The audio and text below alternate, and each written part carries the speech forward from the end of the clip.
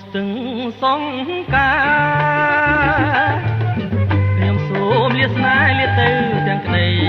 អាឡ័យលាកែវចរណៃលាទាំងសំដីធ្លាប់ស្ដីសាសអូស្ទឹងកំសត់ស្ទឹងដែលសន្មត់ជួបគ្នាអូនហើយនឹងបង5ឆ្នាំកន្លងស្នេហ៍យើងចាំចងមិនដែលរសា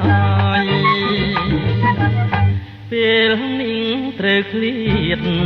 ស្ទឹងសង្ការឃ្លាតទាំងក្លេស្នេហ៍ឃ្លាតទាំងឆោមឆាយបងឃ្លាតតែខ្លួនចិត្តស្នេហ៍មិនណាយស្រស់កែវឆោមឆាយ